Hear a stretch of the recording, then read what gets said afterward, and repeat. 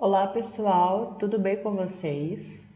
Aqui quem está falando é o Det, eu sou bolsista do Programa de Educação Tutorial e hoje a gente dando continuidade ao nosso capacete, em Python, a gente vai tratar hoje sobre desvio condicional e estruturas de repetição, que são coisas bastante importantes, fundamentais na linguagem, tá?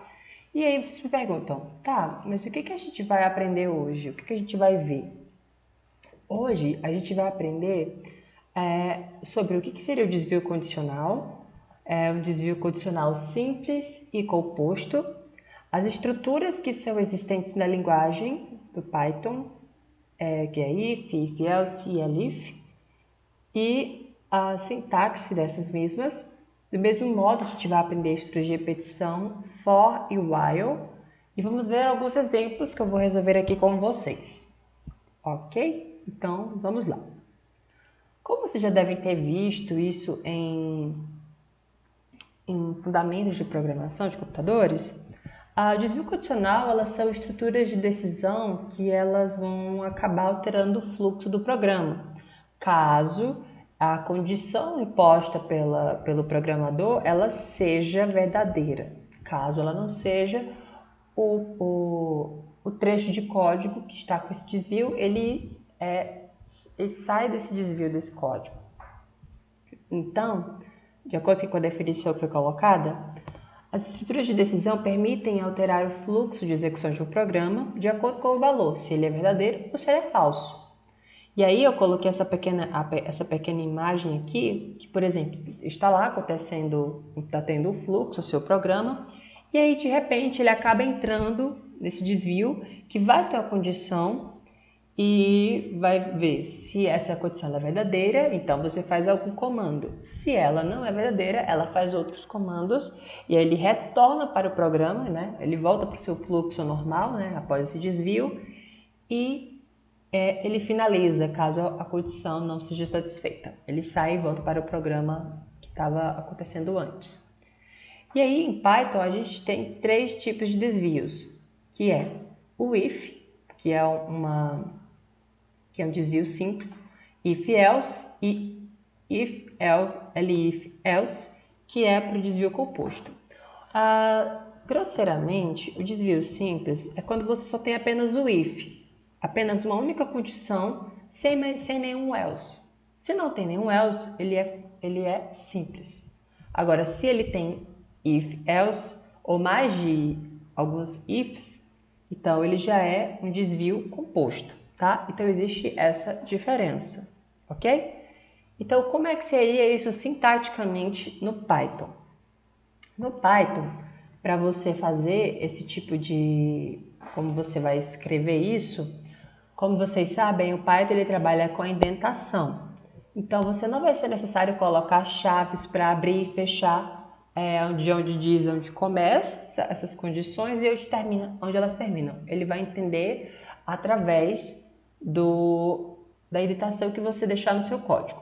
Então, essa primeira parte aqui é o quê? Como é que seria para você fazer um desvio simples de um programa? Então, você está lá fazendo o seu programa, por exemplo, está escrevendo o seu código, e aí acontece que você só tem apenas uma condição, é só para verificar se aquilo acontece. Se aquilo não acontece, ele não faz mais nada, ele volta para a execução normal do seu algoritmo. Então, para você fazer um desvio simples, como é que acontece? Você escreve if, não precisa de parênteses, apenas um espaço serve, e você coloca a condição que você quer analisar, e logo em seguida 2 pontos. E aí o compilador ele vai entender que você está fazendo uma condicional ali. E aí, logo abaixo, você indenta o que você quer que ele faça, caso a condição ela seja satisfeita, e você coloca os comandos que você quer que ele faça. Isso é o desvio condicional simples.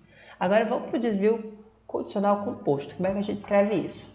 Da mesma forma como o simples, agora, caso você tenha uma condição que não seja satisfeita, então você vai colocar logo abaixo isso alinhado com o if, tá? Não pode esquecer desse detalhe, já que o Python trabalha com a indentação de código, ele tem que estar alinhado com o if, o else, apenas somente 2 pontos e o que você quer que ele faça. Perfeito? Essa daqui é essa primeira sintaxe. Agora, vamos pensar no seguinte caso, que você tenha várias condições, né, que estejam acontecendo, e aí você não sabe como é que você faria isso, né? Você não sabe como é que faz. Então, como é que você faz?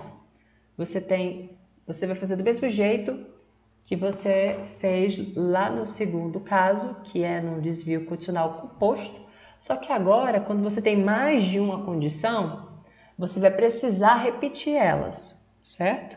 Então, como é que funciona? Você vai escrever if, a condição que você quer que ele faça, que ele analise, 2 pontos, o bloco de comandos. Logo abaixo, você vai fazer do mesmo jeito, só que vai escrever elif. É como se fosse se não for aquilo, veja isso. Se não for isso, faça isso. Então, ele meio que vai ficar testando para todos os casos que você colocar. Isso é bom. Esse elif, ele é bom por conta disso. E aí, no meio, tipo do if até o else, você pode ter quantos elifs for, né? Contanto que o último, o se não, né? Tipo, o definitivo, caso não tenha nenhuma condição que eu queira, você vai colocar o else, obrigatoriamente. Então, pode aqui, tanto que eu coloquei reticências aqui, que pode ter quantos elifs você tiver, quantos elifs você precisar. Mas aí, você vai na última condição, você vai ter que deixar o else, tá? Então, if, condição, 2 pontos, tentação, o que você quer que ele faça. Elif, condição, 2 pontos, o que ele quer que ele faça. E assim vai, até chegar no else, 2 pontos e pronto. E é isso, caso a condição seja totalmente falsa, caso aquilo que você esteja procurando não tenha dado certo. Perfeito? Agora a gente vai falar sobre as estruturas de repetição. As estruturas de repetição, obviamente, ela, como o próprio nome diz, né, elas servem para repetir um trecho de código várias vezes. Caso você tenha ali um programa que ele esteja se repetindo várias e várias vezes, é utilizado sim uma estrutura que faça essa repetição para você evitar a escrita excessiva de código. E aí, como é que funciona? Né? Ele também aqui está dizendo aqui que as estruturas de repetição são conhecidas também como laços ou loops, né? Loops e loops em inglês. A repetição está associada a uma condição, que indica se deve continuar ou não a repetição, ou uma sequência de valores que determina quantas vezes essa sequência deve ser repetida.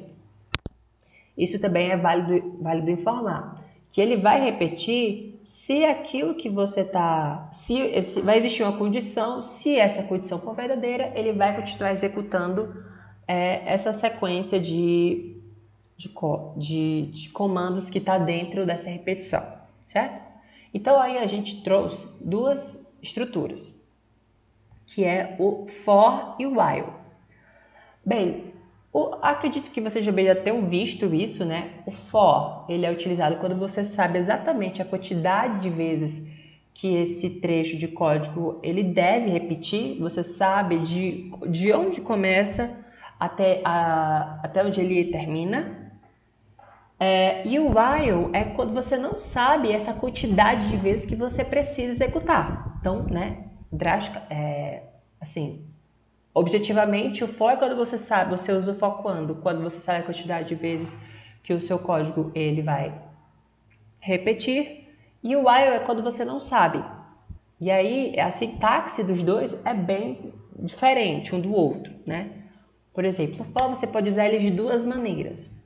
Você pode usar ele dessa primeira maneira que eu estou falando aqui, que você vai ter que escrever for, o nome da variável, que vai, vamos dizer assim, que ela seria o contador que vai estar alterando durante essa execução desse laço, né? Ele vai estar percorrendo esse contador, digamos assim, em range. Sempre tem que botar o in, tá? Não pode esquecer desse in nunca.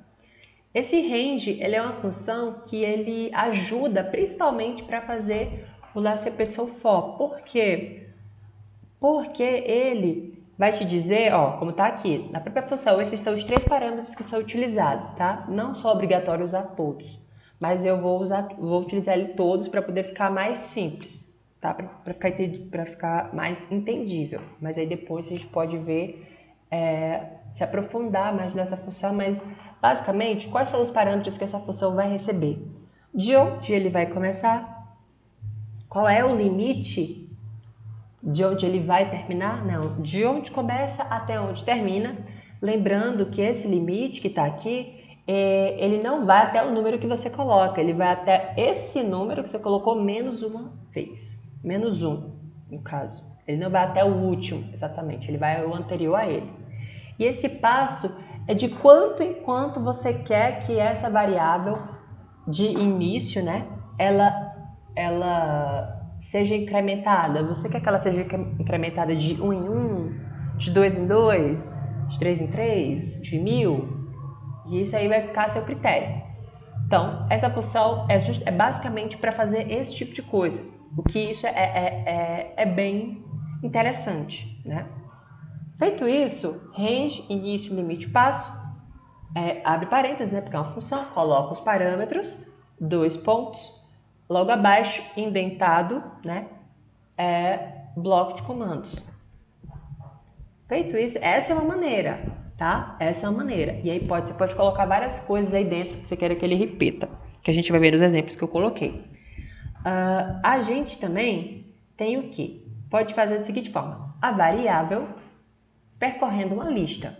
Você fez uma lista, né? Vocês viram isso na aula passada. Você tem uma lista e você quer que ele percorra um for para percorrer essa lista. E aí você não precisa dizer onde começa e onde termina. Você simplesmente sabe que a lista ela tem um início, meio e fim. Esse for ele vai fazer automaticamente essa contagem, essa alteração nessa variável, que seria tipo, lembrei. Essa variável é como se ela fosse uma variável de controle lá no C, não sei se vocês lembram, que vocês precisam inicializar essa variável de controle para poder fazer tipo o incremento dessa variável. Não sei se vocês lembram, mas é dessa forma que vai funcionar no Python. Só que aqui você não precisa inicializar variável alguma. Você só coloca a variável que vai ficar sendo incrementada. E na hora que isso acabar, na hora que ele parar, ele não vai ter mais o que fazer. Ele chegou ali na condição, olha, verificamos que essa variável de controle chegou do limite, então para de executar, logo a condição ela é falsa, ele sai desse for e volta para o fluxo do programa normal, tá? E na lista vai ser do mesmo jeito. Ao invés de você ter um range especificando de onde até onde, a lista vai servir como esse parâmetro para poder saber quantas vezes ele vai percorrer, de onde ele vai percorrer, qual é o passo que ele vai percorrer. E aí, 2 pontos, né? Logo abaixo, indentado, bloco de comandos que você quer que ele faça. Certo? Acho que deu para todo mundo entender, né? E aí eu trouxe aqui alguns exemplos que a gente vai resolver agora, que eu vou resolver aqui para vocês. Caso fique alguma dúvida, manda para mim aqui no... Eu vou estar ao vivo nessa aula, então vocês mandam para mim se tiram alguma dúvida ou deixa aqui nos comentários aqui do YouTube. Perfeito? Vamos lá. Exemplo, eu trouxe 4 exemplos para a gente exercitar bem, pegar essas ideias que eu trouxe aqui para vocês. Primeiro exemplo, escreva um algoritmo que leia um número, imprima a raiz quadrada do número caso ele seja positivo ou igual a zero, e o quadrado do número caso ele seja negativo. Então essas 2 primeiras questões são voltadas para o conteúdo de desvio condicional e as 2 últimas são voltadas para as estruturas de repetição, tá? Então, vamos pensar como é que a gente resolveria essa primeira questão. Vocês estão percebendo que essa primeira questão, você lendo o enunciado, você vai acabar percebendo que ela é um desvio condicional composto. Se não fizer, se esse número que eu estiver se esse número que o usuário está colocando não for positivo ou igual a zero, ele faz uma coisa. Se ele for negativo, ele vai fazer outra coisa totalmente diferente.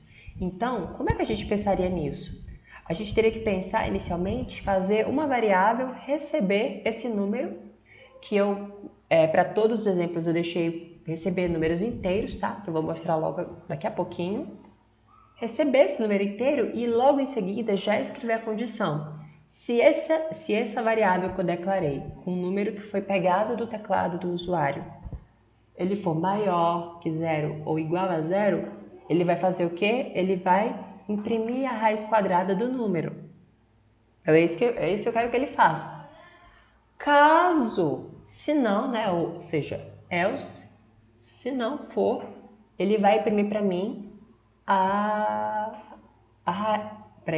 elevar ao quadrado esse número que está negativo. Então, bora lá, vamos escrever? Vamos ver como é que faz isso?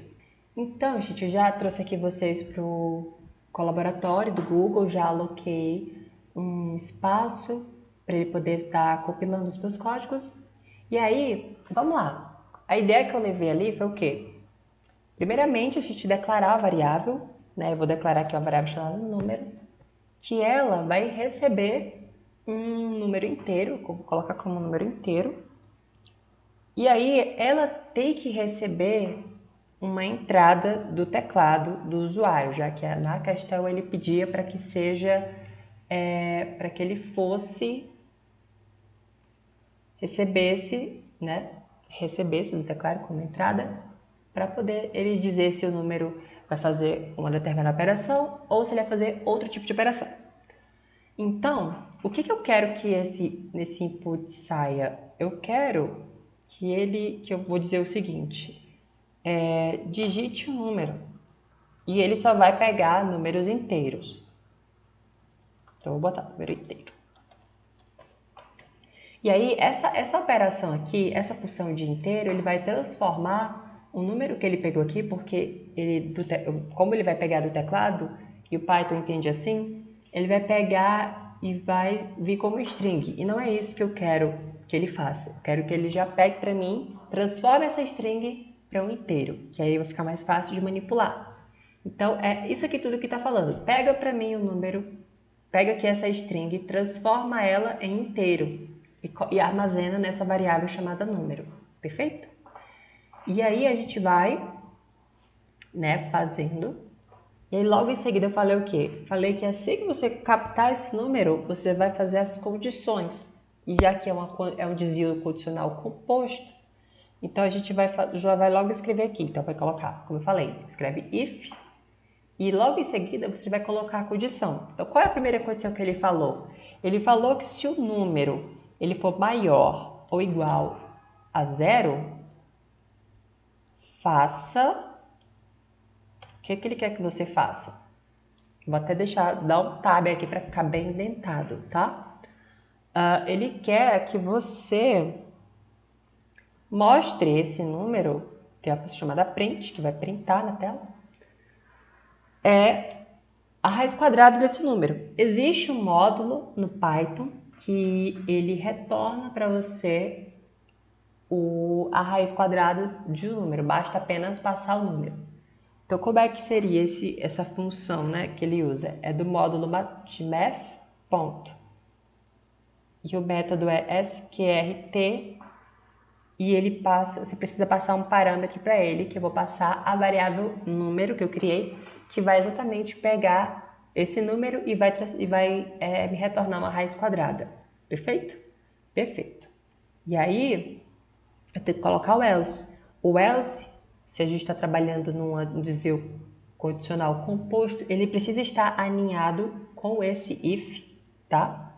Com esse if aqui, para ele poder dar certo. Você não pode deixar ele em outro lugar, você não pode deixar ele aqui. Não, você tem que deixar ele aqui. Então, todo if tem o seu else. Quer dizer, todo else, perdão, tem o seu if.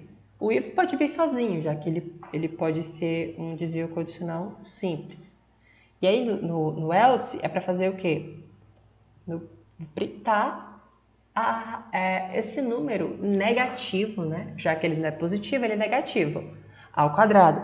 Então, existe também uma função na biblioteca da matemática que se chama poll, que ele tem dois parâmetros, que o primeiro ele vai receber o número que vai ser a base, né? Já que a gente está trabalhando de expoentes, base expoente, então o número é a base e o expoente é o número elevado a essa base, certo? Então eu tenho o número e para ser uma raiz quadrada, eu tenho que... Raiz quadrada. Para ele ser elevado ao quadrado, eu tenho que botar 2. Perfeito? Então, seria desse jeito que seria essa escrita, né? Para você poder fazer essa questão. Mas não necessariamente precisa ser só essa. Você teria outras, acredito eu que tem outras maneiras de resolver ela. Então, vamos lá. Então, eu vou dar o play aqui. Olha, digite o número inteiro. Então, ele está pedindo para eu digitar o número inteiro. Eu vou digitar o número 8, que é o número positivo, e a gente vai verificar se a primeira condição, ela funciona.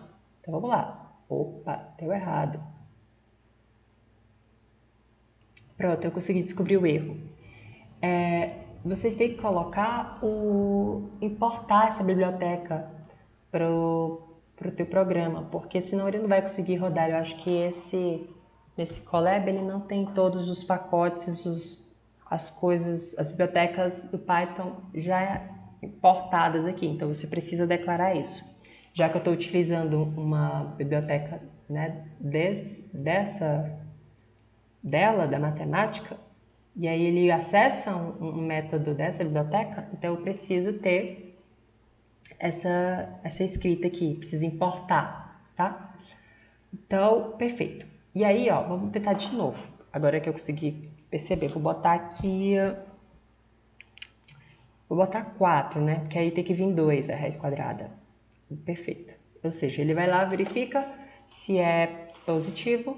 Se for positivo, ele tira a raiz quadrada. Se não, ele é para vir esse número elevado ao quadrado. Então, vamos ver agora o número negativo. Então, vamos colocar menos 8. É para dar 64. Isso. Então, ele verificou e viu que viu que o número era negativo e aí me retornou como saída 64. Perfeito? Deu para entender, gente?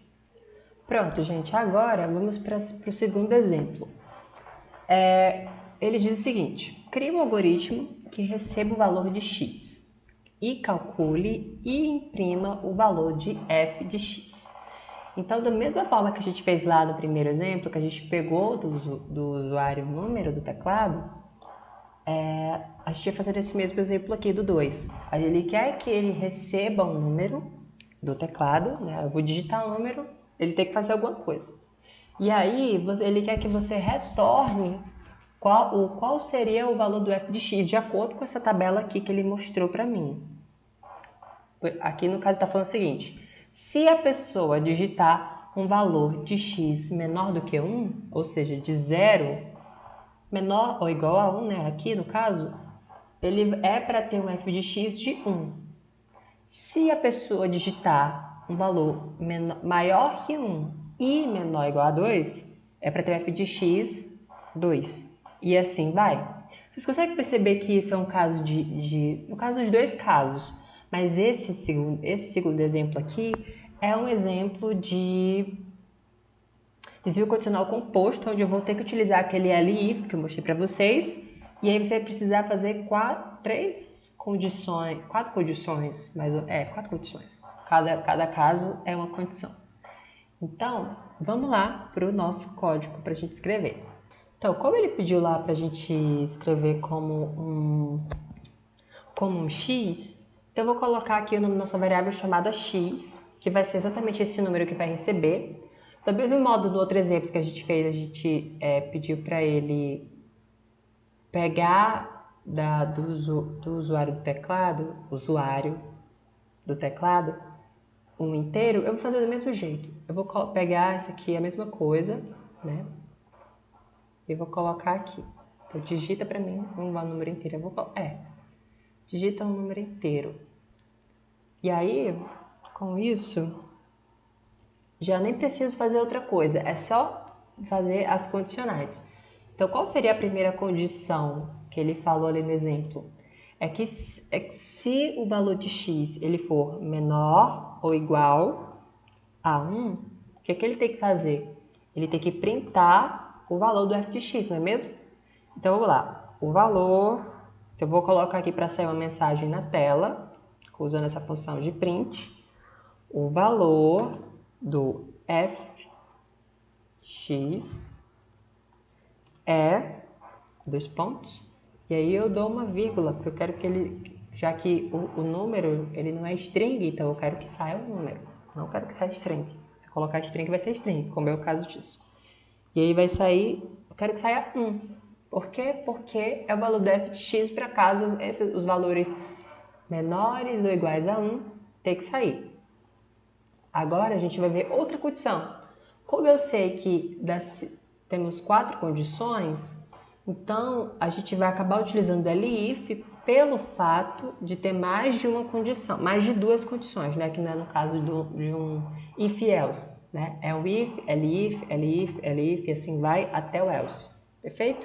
Então a gente vai usar o elif aqui e vai logo em seguida colocar a condição. Então qual seria a segunda condição lá que ele colocou? Ele disse que o valor tem que ser maior que 1 e menor ou igual a 2, que entra no intervalo que ele está falando. E aí, para não cair num erro lógico, eu vou colocar as minhas condições entre parênteses, tá? Mas é justamente porque, para não ter um erro de lógica, certo? E aí eu vou colocar o seguinte, se não se, né? O valor de x for maior que 1, e aí a gente tem que estar atento aos operadores relacionais, tá? O i, o ou, se não então, que são utilizados bastante para vocês poderem fazer essas verificações. E aí o i no Python, ele é chamado de AND, né? Que ele vai justamente verificar se a proposição que você está colocando, ela é verdadeira ou ela é falsa, tá? Então, para que essa condição seja aceita,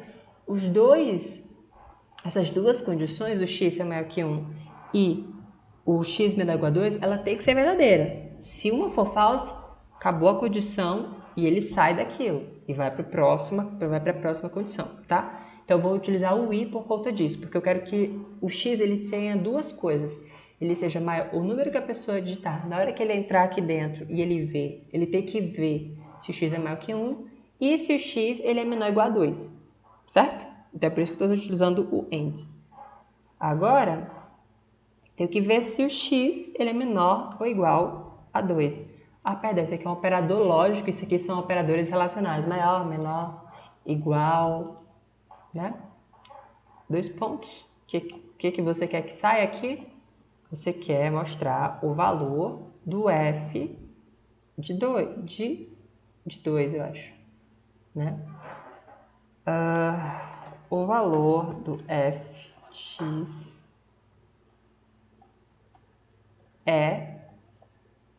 então, qual é o valor que ele diz lá na tabela? É 2. Deixa eu deixar anotado aqui, então não estou indo lá olhar. Aí eu tenho mais uma. Então, eu vou botar mais uma.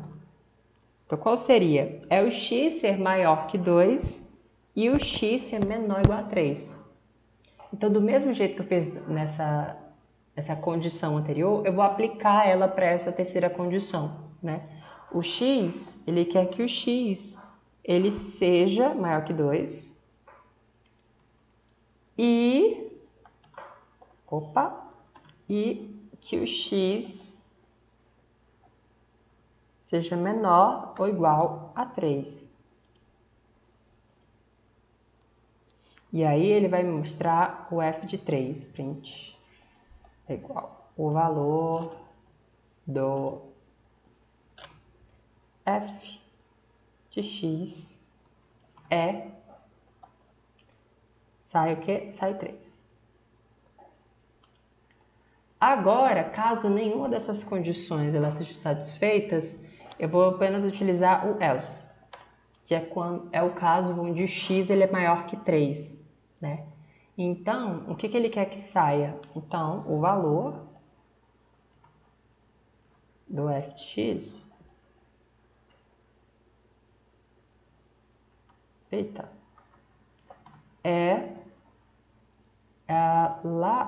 perdão, aqui não é assim não. Eu esqueci de mencionar para vocês, ó. Gente, eu esqueci de falar para vocês, mas a partir do 2, quando o número ele é maior que 2 e menor ou igual a 3, o f de x é para me retornar o número elevado ao quadrado.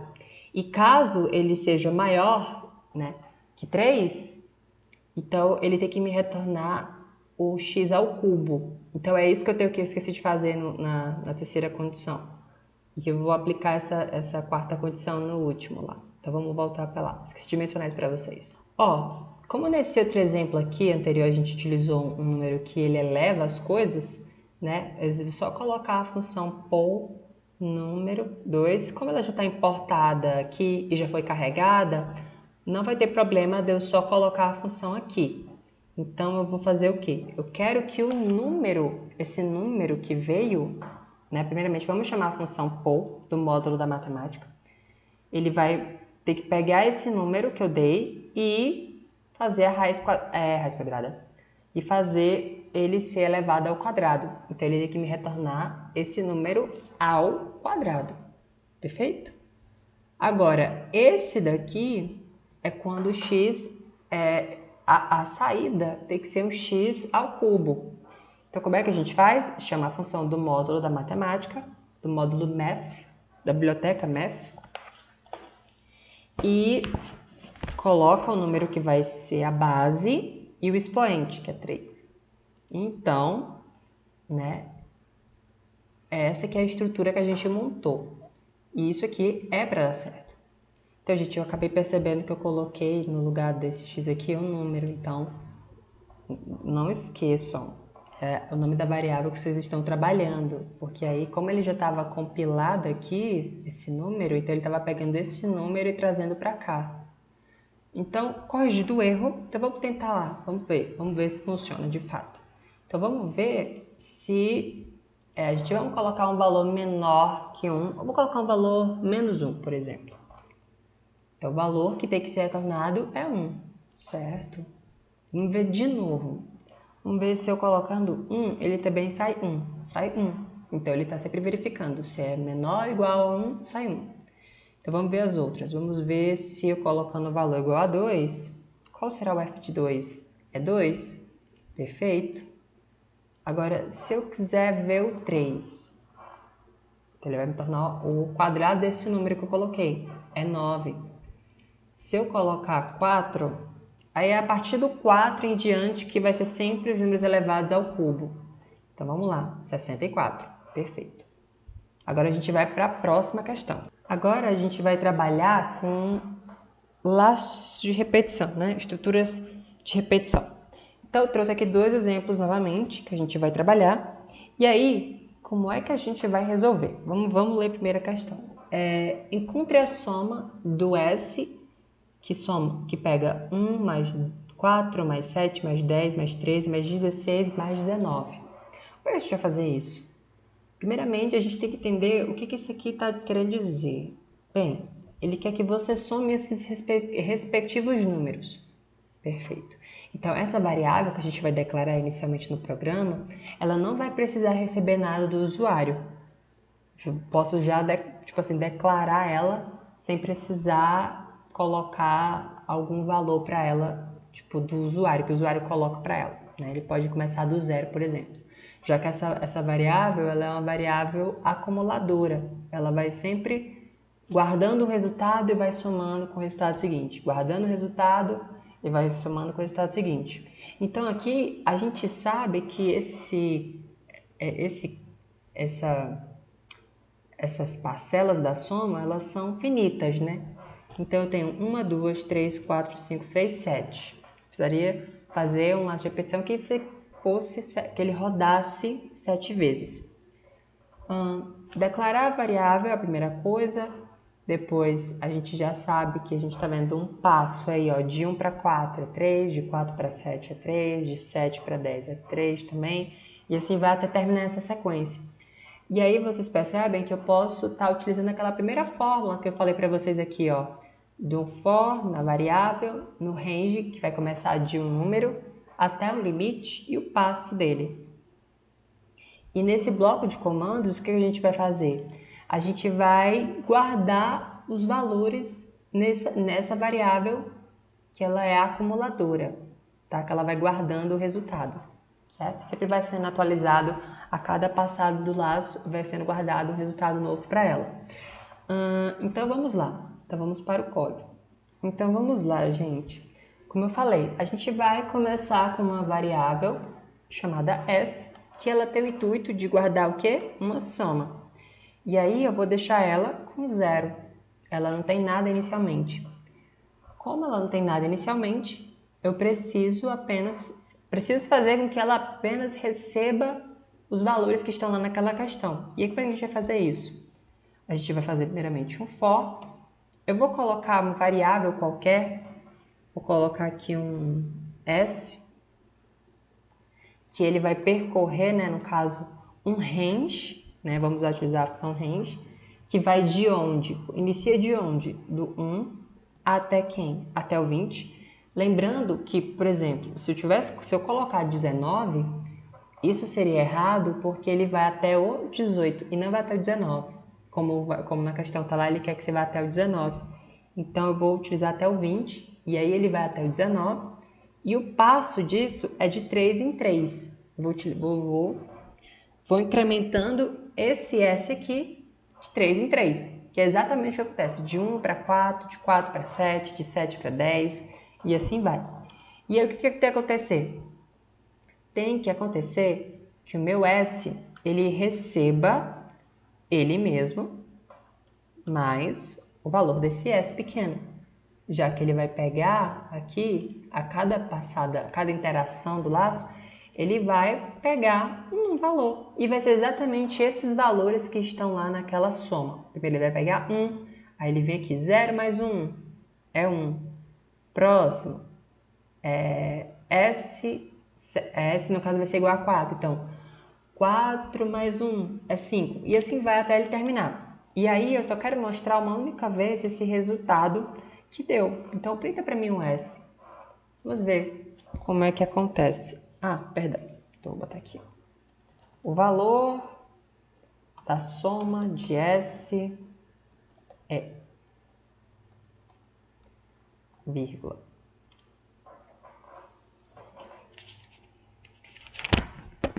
Então vamos lá, vamos rodar isso aqui. Então é 70. Tá vendo? Bem simples essa. Deu para entender, gente? Agora a gente vai para a última. Essa daqui, ela não é difícil. Ela é bem simples também. E aí ela pede o quê? Faça um programa que receba um número, ou seja, isso aqui já está pedindo para que o usuário digite algo e ele capte isso para uma variável, calcule e mostre a tabuada desse número. Como assim?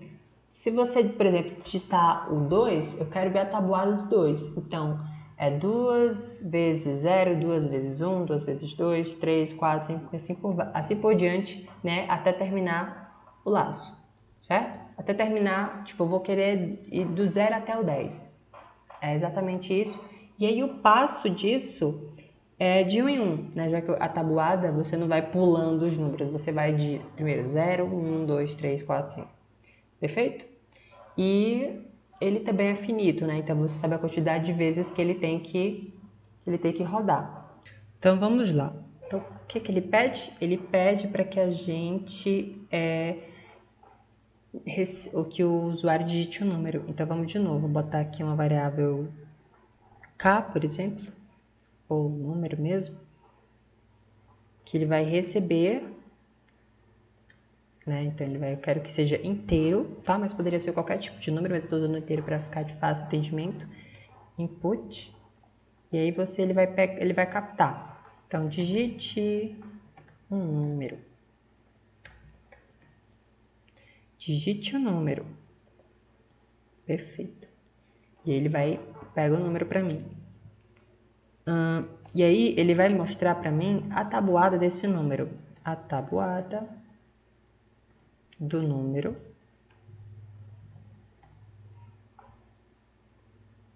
em questão, né? Que a gente não sabe qual é, que é número. Com isso, a gente vai fazer o nosso laço de repetição, que eu vou fazer do mesmo jeito que eu fiz no outro, eu vou utilizar a função range também, porque fica mais fácil para mim. Então, eu vou utilizar aqui uma variável i, né? Que ela vai ser exatamente essa variável de controle, que vai começar, né? Daqui no range, a função range, que vai começar do 0, ele vai até o 11, ou seja, eu quero que ele vá do 0 até o 10, né? 2 vezes 0, 2 vezes 1, e assim por diante.